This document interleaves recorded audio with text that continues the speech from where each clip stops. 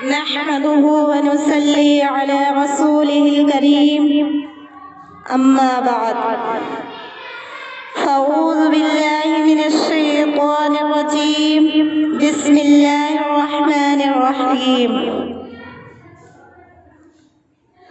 ایسے کتنے واقعات ہیں جن میں پاک دامن لوگوں نے اللہ سے دعا مانگی، پروردگار نے فوراً قبول فرما لی۔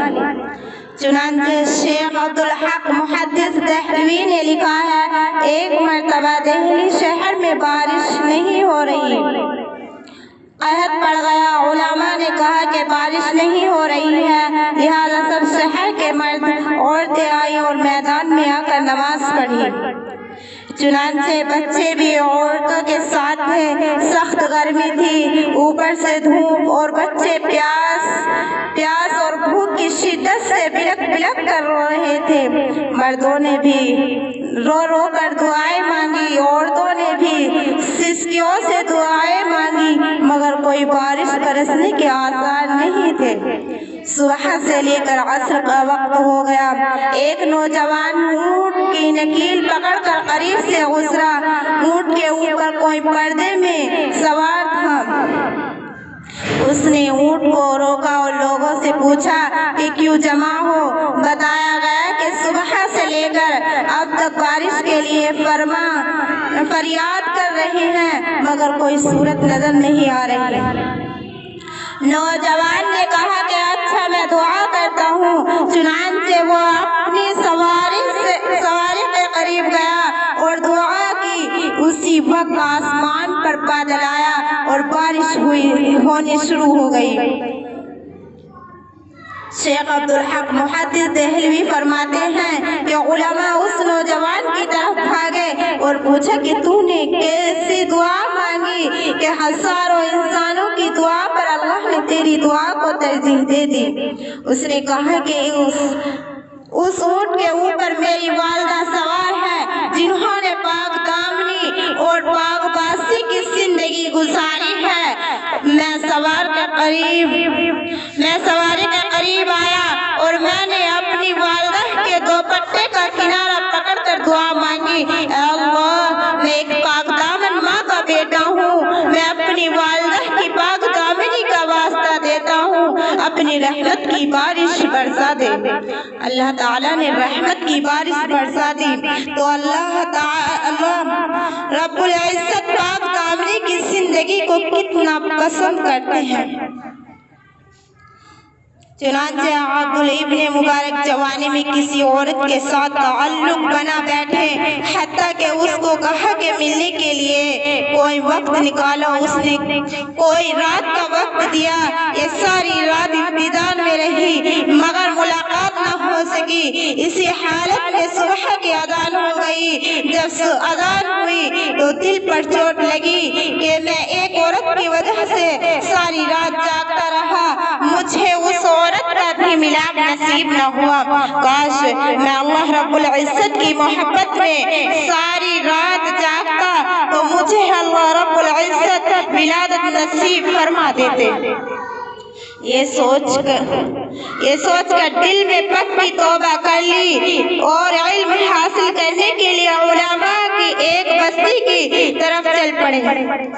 چنانچہ جب شہر سے باہر نکلے، ایک اور بزرگ تھے بھی اسی بستی کے قریب جا رہے تھے۔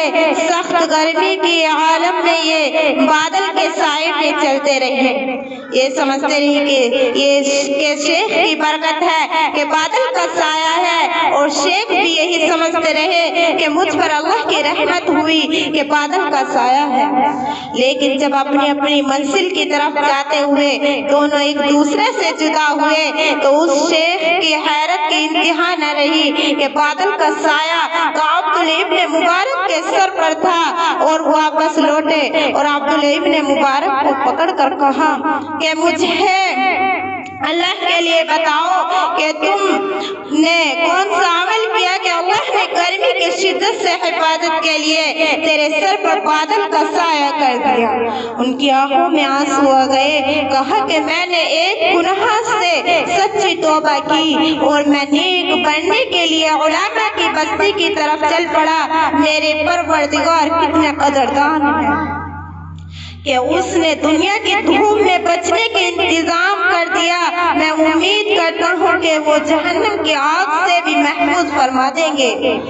تو جو پروردگار اتنا قدردان ہو کہ آدمی اگر گناہ سے سچی توبہ کر لے تو پروردگار دنیا کی تپش سے بچا دیتا ہے، تو پھر جہنم کی آگ سے انہیں کیوں نہیں محفوظ فرمائے گا۔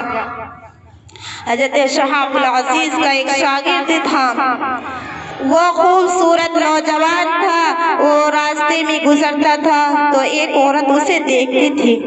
اس کے دل میں گناہ کا ارادہ پیدا ہوا۔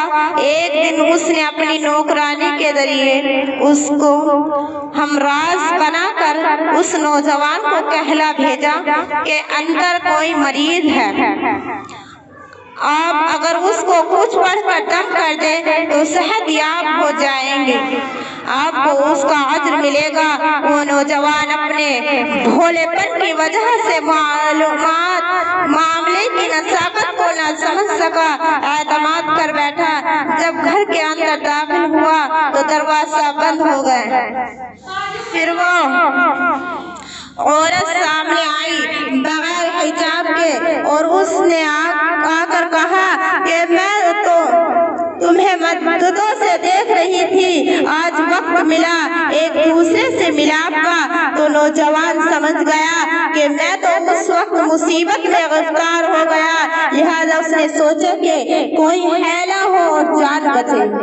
اس نے کہا کہ مجھے قضائے حاجت کی ضرورت ہے۔ اس نے بیت الخلا بتا دیا کہ وہاں پر ہے۔ یہ نوجوان بیت الخلا میں گیا اور بیت الخلا میں جو پاخانہ پڑا ہوا تھا وہ اس نے اپنے ہاتھوں اور جسم پر لگا لیا۔ جب بیت الخلا سے باہر نکلا تو اس کے جسم سے بدبو پھیل رہی تھی۔ اس عورت نے جب دیکھا تو کہا کہ اے گندے انسان، چلے جاؤ گھر سے، میں تمہیں دیکھنا بھی پسند نہیں کرتی۔ چنانچہ دروازہ کھولا۔ یہ نوجوان اپنے ایمان کو بچا کر سلامت نکل آیا، لیکن پریشان دو وجہ سے تھا۔ ایک تو یہ کہ بدبو لوگوں کو آئے گی تو وہ پوچھیں گے کیا بنا، اور دوسرے سبق میں دیر ہو گئی ہے، میں کبھی لیٹ نہیں پہنچا، استاد بھی ڈانٹ پلائیں گے۔ چنانچہ یہ مدرسے میں آیا اور آ کر اس نے غسل خانے میں جا کر غسل کیا اور کپڑے دھوئے، اور اسی طرح گیلے کپڑے پہن کر، کیونکہ نجاست ان میں بھی لگی تھی، درس میں پیچھے جا کر بیٹھ گیا۔ تھوڑی دیر کے بعد حضرت شاہ عبدالعزیز نے فرمایا، ارے تم میں سے آج کون خوشبو لگا کر آیا ہے کہ پورا کمرہ معطر ہے؟ طلبہ خاموش رہے۔ کچھ دیر کے بعد پھر فرمایا کہ بھائی اتنی زیادہ خوشبو کون لگا کر آیا ہے؟ طلبہ پھر خاموش رہے۔ ایک طلبہ علم نے ادھر ادھر دیکھا اور ایک طالب علم نے ادھر ادھر دیکھا اور دیکھ کر کہا کہ حضرت والا بچے سے خوشبو آ رہی ہے۔ شاہ عبدالعزیز نے جب اس بچے سے پوچھا تو نوجوانوں کی آنکھوں سے آنسو آ گئے۔ اس نے کہا کہ حضرت میں نے اپنی عزت کی حفاظت کر کے گناہوں سے بچنے کے خاطر اپنے بدن سے نجاست کو لگا لیا تھا۔ میرے مالک کتنا قدردان ہے، میرے جسم کے جس حصے پر نجاست لگی تھی اب وہیں سے خوشبو آ رہی ہے۔ چنانچہ یہ نوجوان جب تک زندہ رہا اس کے بدن سے خوشبو آتی رہی۔ اللہ رب العزت اتنے قدردان ہے کہ جو انسان شرم و حیا کی اور پاک دامنی کی زندگی گزارتا ہے، پروردگار اس کے ساتھ اپنی مدد یوں شامل حال فرماتے ہیں۔ چنانچہ انسانی تاریخ میں کئی پاک دامن عورتوں پر اور پاک باز عورتوں پر تحمد لگائے گئے۔ اللہ رب العزت इज्जत में उनकी पाकबाजी पर गवाही के लिए अपने ज़ाब्ते बदल डाले। सोचने की बात है, दूध पीता बच्चा बोल तो नहीं सकता, लेकिन जब हज़रत यूसुफ अलैहिस्सलाम पर तहमत लगती है तो परवरदिगार की रहमत जोश में आ जाती है।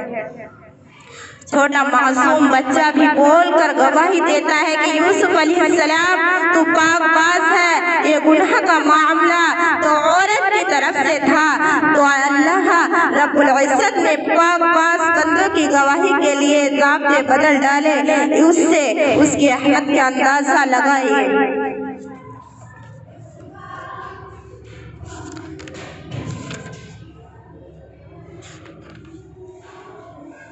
चुनांचे ख्वाजा मुईनुद्दीन अजमेरी रहमतुल्लाह अलैहि ने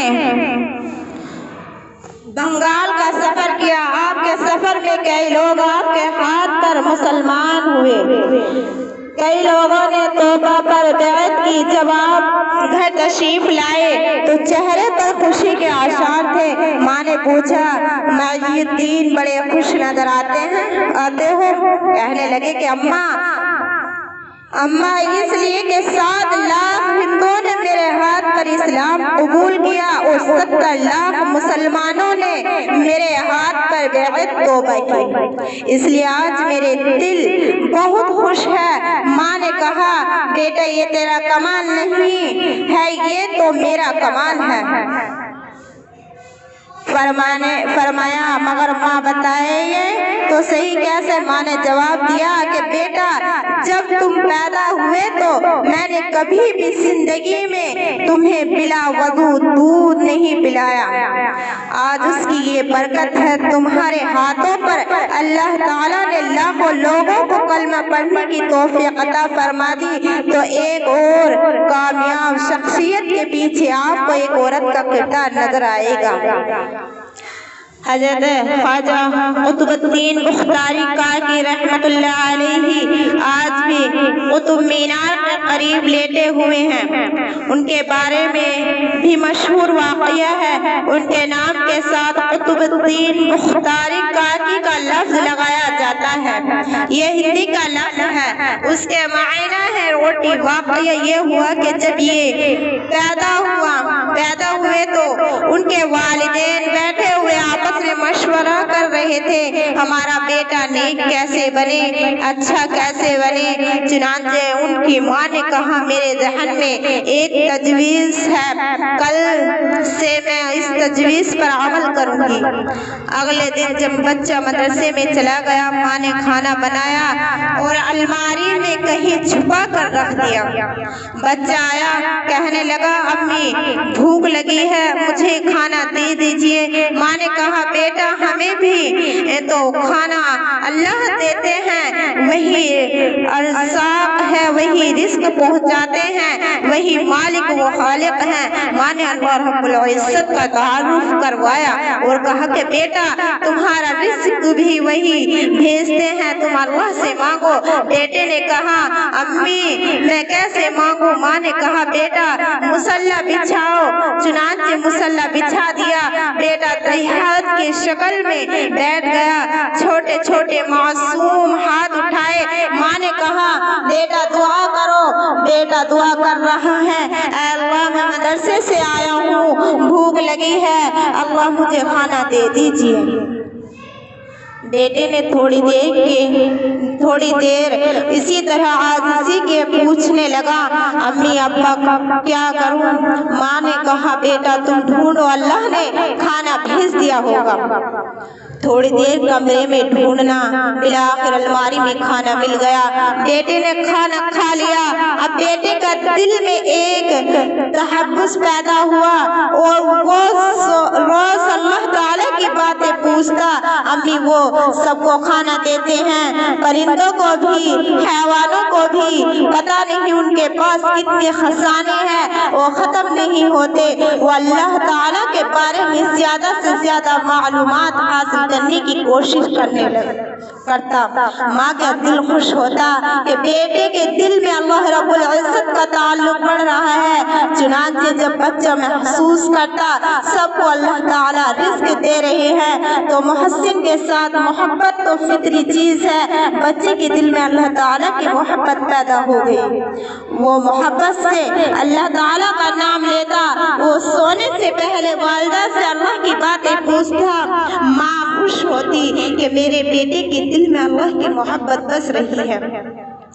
کچھ دن تک سلسلہ اسی طرح چلتا رہا، مگر ایک دن یہ ہوا کہ ماں اپنی رشتہ داروں میں کسی تقریب میں چلی گئی اور وہاں جا کر وہ وقت کا خیال نہ رکھ سکی، بھول گئی۔ جب خیال آیا تو پتہ چلا کہ بچے کے آنے کا وقت کافی دیر ہوئی گزر چکا ہے۔ ماں نے برقع لیا اور اپنے گھر کی طرف تیز قدموں سے چل دی، راستے میں رو بھی رہی ہے، دعائیں بھی کر رہی ہے، میرے مالک میں نے اپنے بچے کا یقین بنانے کے لیے یہ سارا معاملہ کیا تھا، اے اللہ اگر آج میرے بچے کا یقین ٹوٹ گیا تو میری محنت ضائع ہو جائے گی، اے اللہ پروردگار رکھ لینا، اللہ میری محنت کو ضائع ہونے سے بچا لینا۔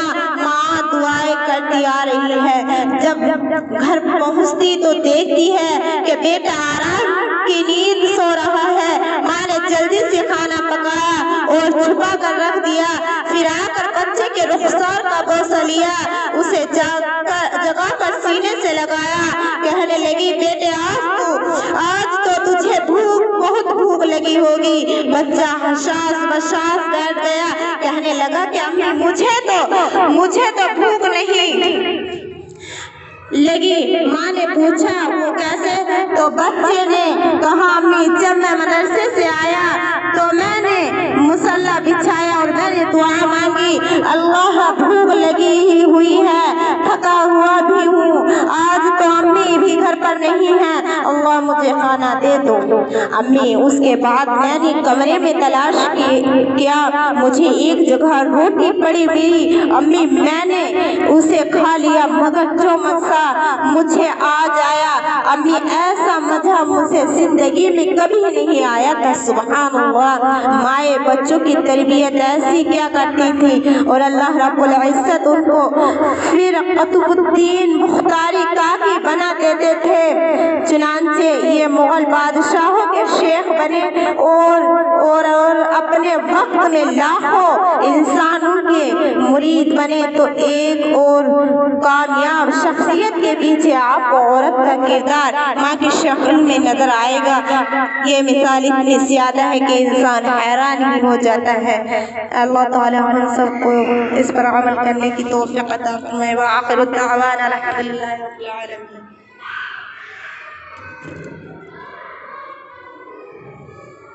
میں بھی پڑھوں گی۔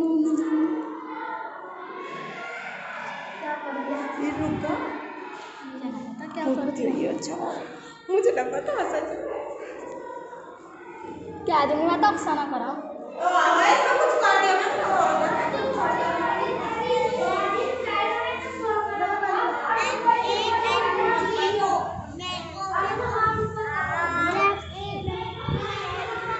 لونا جمع بھاجی